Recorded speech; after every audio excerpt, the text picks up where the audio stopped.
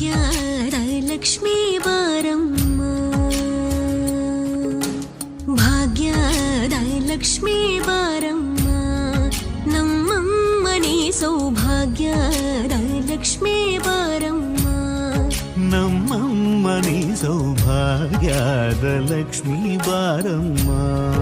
ನಮ್ಮಮ್ಮನಿ ಸೌಭಾಗ್ಯದ Lakshmi Baramma, ನಮ್ಮಮ್ಮನಿ ಸೌಭಾಗ್ಯದ Lakshmi Baramma.